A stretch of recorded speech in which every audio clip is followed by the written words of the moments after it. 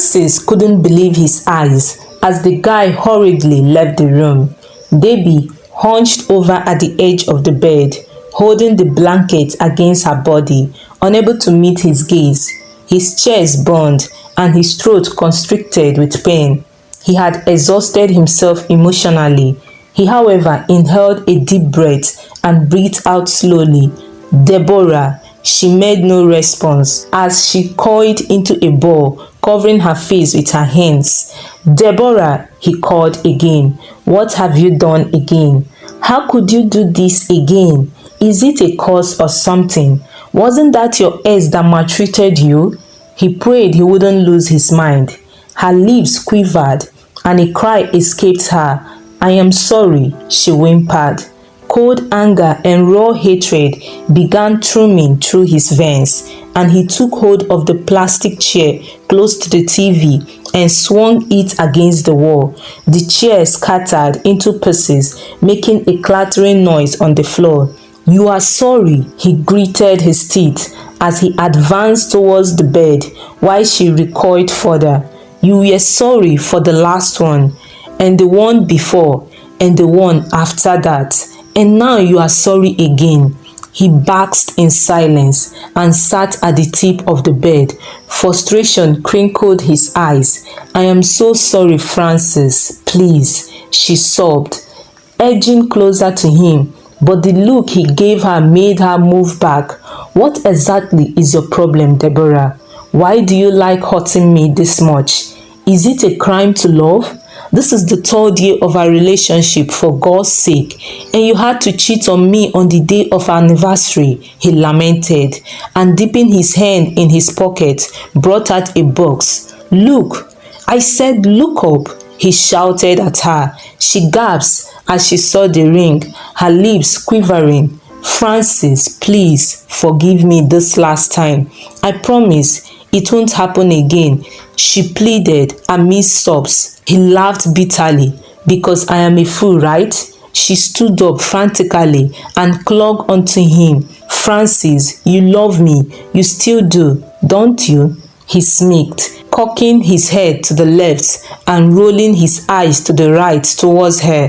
He said to her quietly, stressing each word, if you don't get your whole body away from me right now, Debbie, I swear by the time I am through with you, no one will recognize you. Not even those idiots you sleep around with will want to have anything to do with you.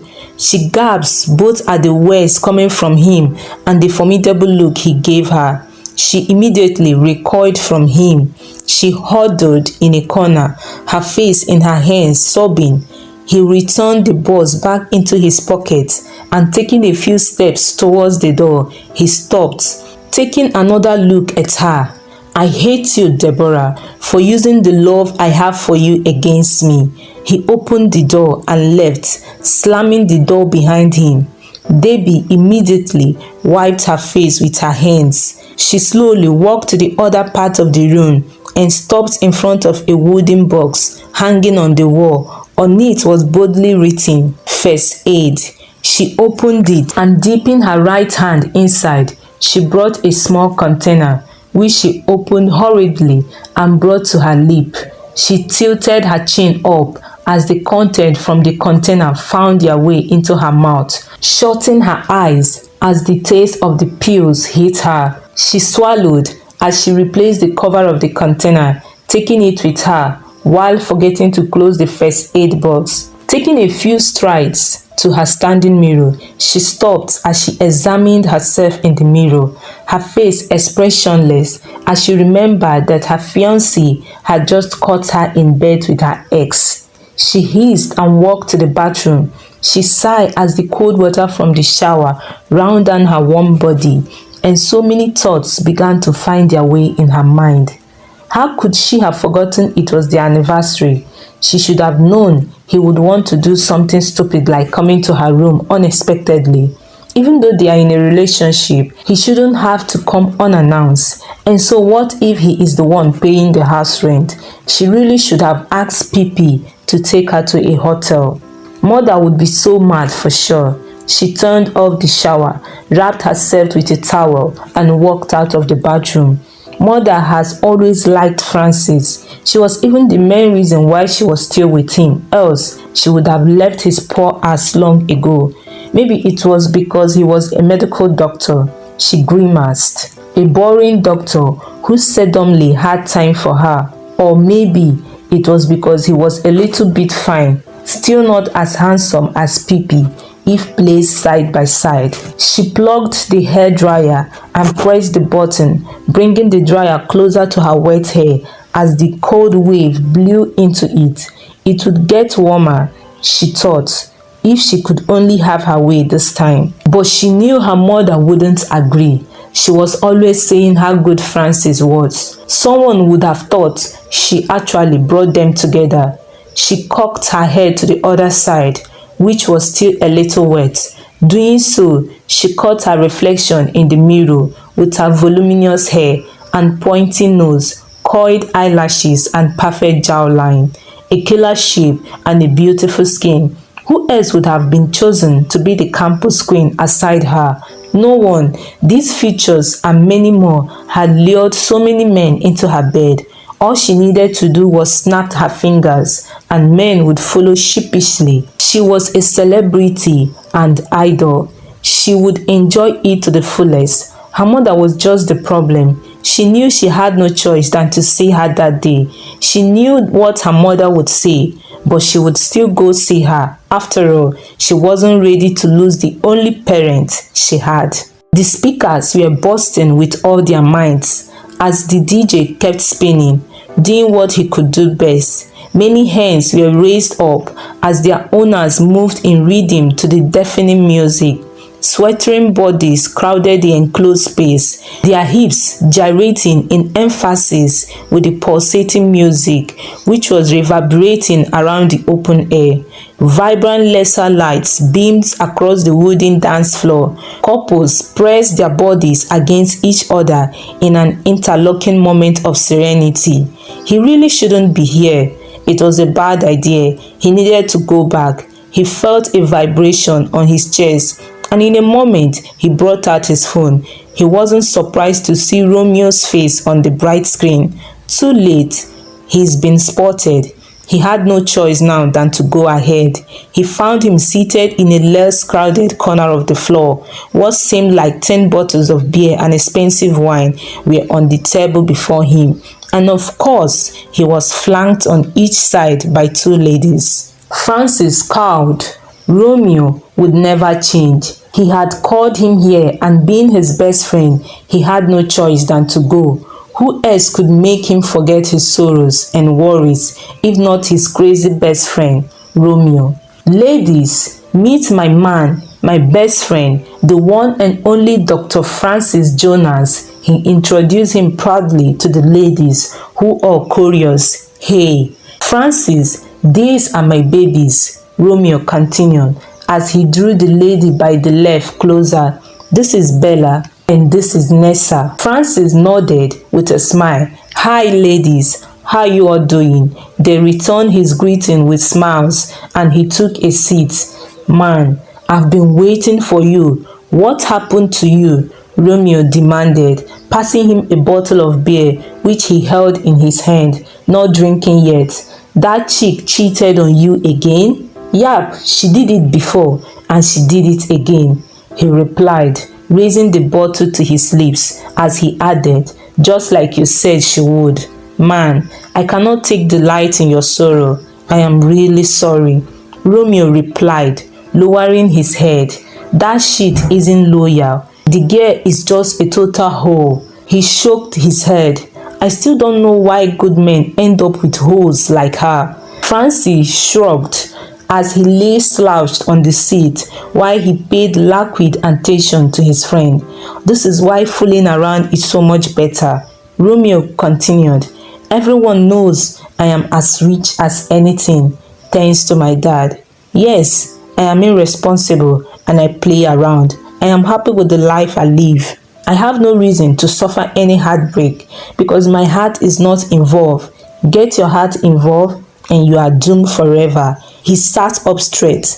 "Take for instance, These two babes, they are my toys. I beg your pardon, Bella interrupted. Francis noticed she looked offended. Yes, babe, you are my toys. You only follow me around because of my money. And once I'm done with you, just like toys, I discard you like right now. Francis wasn't surprised as Nessa's hand hit Romeo across the cheek. Romeo, however, seemed shocked. Idiot, Nessa hissed as she left with Bella. Francis racked with laughter at his friend, who was getting over the shock of having been slapped by a woman. Romeo put a hand on his cheek. At least it was my cheek, not my heart, Romeo said. You got to promise me this time that you will never forgive her, man, Romeo continued. You have given her too many chances. I understand you love her, but she's taking you for a fool. I know she is beautiful and everything, but dude, it's going too long. She won't change. She is a model, you know. She wants fame, popularity, fast money. Being with you for her is not enough. Please, I won't tell you this again. Let her go. Francis sighed. His friend was right in every way. He has forgiven her so many times because he sincerely loved her. He couldn't even explain the love. Even though she kept hurting him, he knew deep down he still loved her, just as he had always. How could you love someone that keeps hurting you? She was the most beautiful lady he had ever seen, and he had always thought she would change. Wouldn't you give someone you love countless chances to make up for their mistakes? He had thought engaging her would make things better. He had been such a fool. They had met in the hospital. She was so sick and she could have died. She had an accident which almost claimed her life. For 2 months, he didn't go home. She was too beautiful to just die like that. He made her his priority and he abandoned all other patients for her. He almost got fired, but she survived. He stayed with her throughout the hospital. When she later opened her eyes and called him doctor, he knew he fell in love with her that moment. Her mother was more than grateful to him. She invited him over to their house, and that was when he asked her out few months later. She became a model of La Vogue, a popular fashion magazine. A year later, the cheating started. Through the years, it got worse. How could he still love her? God, he was really going crazy. He was supposed to introduce her to the only person like a mother to him, and that has failed also. Maybe it was really time to let go. But could he really do it this time? Debbie, you what? Debbie lowered her face as her mother snapped at her. She knew this was going to happen. You mean Francis caught you cheating on him in the house he rented for you? She took a step further, her brows bumping against each other as she continued. On the bed you both shared. Daughter, did you lose your mind? She stopped right in front of her. It was a mistake, Mom, okay? She retorted defensively. I didn't know he was going to come at that time. Besides, PP came with all beautiful and expensive stuffs. I couldn't send him away. She noticed the look of disappointment and shock that flashed across her mother's face, and then she realized she mentioned the wrong name. She regretted it instantly. She shouldn't have done that. She bit her nails as her mother came calmly to sit beside her. While she sat, face turned to the other side. Did you just say PP? Her mother asked quietly, but she made no sound as she bit her lower lip, knowing she had said too much. You mean the same PP who was driving that night you almost lost your life? If not for this wonderful doctor that took great care of you, and God used him to bring you back to life. She shut her eyes. Her mother really had a point, yet she wouldn't give up. She exploded out of the seat. Yes, mother, it was PP, okay? He was so sweet and was apologetic. I had to forgive him at one point. Besides, I never knew he was related to the editor of La Vogue. It will really help me in my career, mother. You know I have heard of your waywardness since you were made a Queen Campus and you became a model as well. Just know that if not for this Francis, you may have died, and where would your career go? This modeling stuff has turned you into a prostitute. All you do is hoe around in the name of fame and money. Remember, Francis, murder, Debbie screamed, her chest rising and falling. She has had enough. If you know Francis is so perfect, why don't you go and marry him? Everything I do, mother, I do them because I learned from you. She had her mother wince, and she was satisfied. As she continued, you dragged me from my father's house because he was poor and you wanted money. The person you ran away with only deceived you, and you had to start all over again, all because you were too ashamed to go back to my father. So please, I look for money, okay? You taught me that, so excuse me. Don't force me to be with him. I don't want a broke man like him. His work is too boring for me. If he is too perfect, go marry him. She expected her mother would tell her to get out of her house. She has acted too rude. Definitely not a well-brought-up African child. She was even prepared she would go out and leave the house and never come back. My darling child, her mother was suddenly behind her, placing a hand on her shoulder and talking to her in the most soothing voice. No, she wouldn't fall for that again. You know I want the best for you. I made mistake with your father. If I can take it back, I would, dear daughter. I let money take the best thing that I could offer you, which is a complete and a happy family. I took that from you, and I know you can never forgive me. I can only plead for you not to make the same mistake that I made. She gave no reply still and was not looking at her mother. You can have all the fun you want. You are a grown woman and you are free to do what makes you happy. What? Did that just come from her mother? However, be very wise and please, we have hotels. You can go there, just don't hurt Francis while you have your fun. He has been nothing but nice to you. Debbie smiled. This was way better than all their discussions. If she was correct, her mother just said she could have fun. Well, that was fair enough. Even though it didn't really require her mother's consent, she knew her mother only wanted peace. She could work with that. So how do we bring Francis back, mother? She asked. I think I have the perfect plan, her mother replied. But that will be when I get back from my outing. I've got a date. Debbie laughed, looking quite surprised. A date, mother? I thought there were no more good men.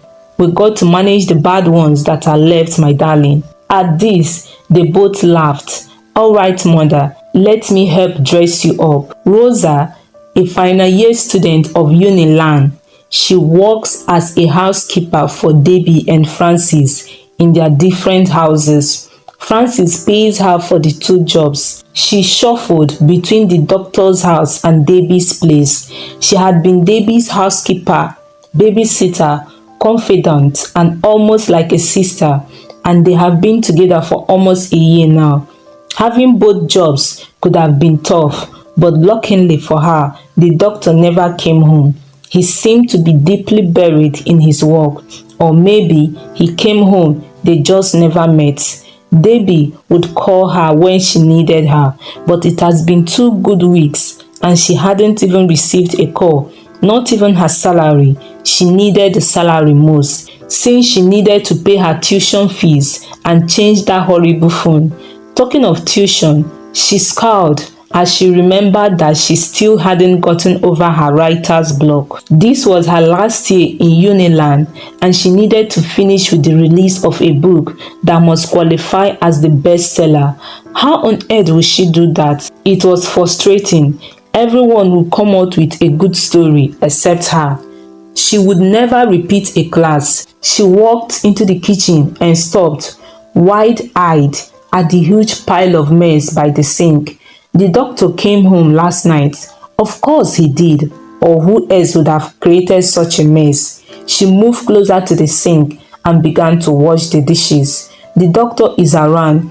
Probably she will get to meet him. She had only seen his pictures around, and they had really made him more curious to meet him in person. The man whom Debbie had always complained to her only about.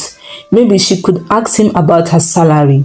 That would seem somehow though, being the first time they would be meeting and she asked for her money. What if he got offended? But she really needed the money. She could at least use the money to go somewhere and get inspiration for her book. She needed something to work with. God, she really needed a divine inspiration. The loud music from her phone interrupted her thoughts. Quickly, she brought out her phone without checking who the caller was. She picked it. Hello, who is this? Hi, is that Rosalina? It was only Debbie's mother that called her that. Mrs. Patterson, is that you? Yes, Rosa. Is Francis home? Who is Francis? Oh, the doctor. Yes, ma'am. It appears so though. I'm not. Go to his room and tell him Debbie has been involved in a serious accident. She cut in. She was shocked. What? An accident? Is she okay? Will she be okay? Just go tell him that, girl. Stop asking me stupid questions. We are in R&E hospital along the stadium road, and call me when you are almost there, Rosa. There was a beep sound at the receiving end, which signifies the caller hung up. She stared at her phone. Debbie had an accident. Oh God. She rushed out of the kitchen and was about to climb upstairs when she realized she didn't even know his room. She was certain he was in the house. She could see a bunch of keys on the table, and those were not there last night. She climbed up slowly, and knowing full well that the first room wasn't his, that was just where she woke up from. She walked down the passageway and was confronted by 4 other rooms. She looked at the 4 doors to see anyone that was odd. It was only the 3rd door, of which at the front had a pair of brown palm sandals, and the footmat also seemed to fold at the edge. She took in a long breath and motioned towards it. It was some minutes after 8 in the morning. It was a beautiful Sunday morning, and it was his day off. He was still in bed. He had no idea of what he was going to do throughout the whole day, and he was not ready to brood over his experience 2 weeks ago when he had caught her with him. If he had had his way, he could have stayed to work at the hospital, but Angela wouldn't let him. You need to sleep and work things out, Francis, she had said to him last night. You have not given yourself any break, and you are putting all your energy too much in your work. You need to work things out. If you are going to break up, you need to call her and tell her. Then you can move on. I and Romeo are there to help you move on, you know. Sure, he knew that they were the only friends he had. He and Angela were working at the same hospital. Maybe he should pay his auntie a visit. Spending time at her graveyard usually brought him an inexplicable peace. Perhaps afterwards, he could go to the embassy and conclude all the arrangements needed for his traveling. An abrupt knock on the door interrupted his thoughts. He was surprised. He had thought he was the only one at home. Who could it be? It better not be Debbie. Who else had his house key? The knock sounded again. He stood up straight and advanced towards the door. He fiddled with the key before pulling the door open. A pair of large glasses covering almost what seemed to be a pair of cute eyes stared back at him. Who are you? He demanded. The lady flushed, looking slightly embarrassed. I am Rosa, your housekeeper. Oh, of course. I apologize, Rosa. We haven't met. He brought his hand forward, which the lady stared at as if he had just done a crazy thing. He wanted to ask what the problem was. Debbie had an accident. I was told to tell you. His heart skipped a beat. Oh my God, let me grab a shirt. That they got to the hospital safely in one piece was a miracle. Yes, instead of just one body in the hospital, it sure could have become 3 bodies with the way Francis was driving like a total maniac. He brought the car to an abrupt halt. while applying the brake so fast she was sent flying forward, her head almost bumping against the board. He turned to her. "Are you okay, Linda?" he asked. "It is Rosa, actually, and I am okay, thanks." She tried not to sound angry. "Good then," he said, unfastened his seatbelt and pushed the door open. She rolled her eyes angrily once he was out of sight, and placing a hand on her forehead, she bent closer to the side mirror to see if there was any scratch. She sighed as she found none. She was almost about to open the door when suddenly she remembered she was supposed to call Mrs. Patterson. Holy crap! She watched Francis disappear inside the hospital building while she stepped into the car, tugging at her phone.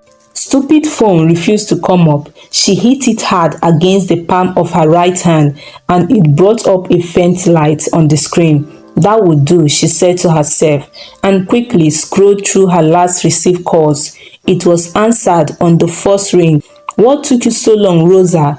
Are you on your way? We are actually around. He's in the building right now." "Idiot, why didn't you call me when I asked you to?" There was a click and the call ended. She wanted to be sure, but the phone went off. She gritted her teeth. This is the worst phone ever. She unfastened her seatbelt and closed the door. Wasting no more time, she hurried into the building. The air was a mixture of antiseptic and bleach wafting from beddings. Food smells from different rooms mingled with the scent of perfume and blood. She moved toward the receptionist. "Please, I believe a Miss Debbie Patterson was brought here." She stared at her underneath her pair of thick eyelashes and glanced through the screen before her. "Room 20A, by your left, please." Tense, Rosa walked towards the direction and got into a passageway which was tagged as private ward. On the private ward, the atmosphere was completely different.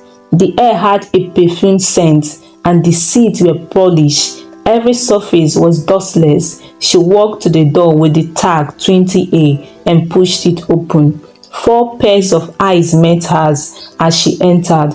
Mrs. Patterson and Francis were both sitting close to the bed.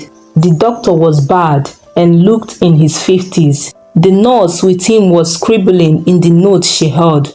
Rosa wondered what she was writing since the doctor wasn't saying anything. Francis sat by her side as the mother spoke to him calmly. "You need to forgive her, Francis. She almost died. She was devastated. She wanted to kill herself. You are her rock. Both of you have gone this far. Please don't let a stupid ex come in between.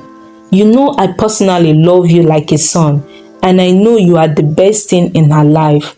All the while, Francis was sitting and looking down at his shoes while the older woman talked.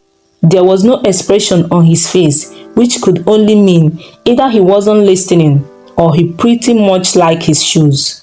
Rosa glanced towards where Debbie was lying. There were light bruises on her left cheek while her head was bandaged and the rest of her body was covered in a blanket. Rosa, getting bored, so her mind drifted to when she had met Francis that day. It was like a déjà vu, probably because she had stared too hard at his picture too many times. He was way taller than he seemed in the picture, so she could easily notice the well-defined abs and broad shoulders, which were noticeable through the unbuttoned shirt he had on. He must be hitting the gym. She didn't mean to stare, and having been caught staring had embarrassed her. She could still feel the heat on her cheeks. They didn't speak throughout the drive-in to the hospital. Well, what did they have to talk about? Certainly nothing. Like, "Oh hey, I apologize for checking you out earlier, boss. Just so you know, kindly button up your shirt or it wouldn't happen again. And do you know you have got a hot body?" Certainly not. She glanced up and felt her chest tighten as she caught him staring at her. The curious look on his face was noticeable. She looked down immediately, slightly embarrassed. What was happening to her? Lord, please, don't let him be a mind reader. "I will give us another chance, Mrs. Patterson. But after this, I am done, he said firmly, making sure both mother and daughter understood him. Rosa felt the whole tension in the room was too much for her. Perhaps a cup of water would help. Thankfully, a water dispenser was just by the door. She let herself out and closed the door. She filled the cup with water and brought it to her lips. Out of the corner of her eyes, she noticed through the transparent door as Francis bent to embrace Debbie on the bed. It was in such a way that while he embraced Debbie, his back was turned to the rest, and at the same time, Mrs. Patterson mouthed thank you to the doctor and passed to him a roll of money. They both seemed pleased, and the doctor with the nurse excused themselves and came out of the room. They seemed not to notice her, so she quietly followed them. They both walked to a corner of the room while she stood out of sight, peeping and listening. She noticed he caught the money and gave the lady some. Then he removed his uniform and handed it to her. "Don't forget to return this before they start looking for it."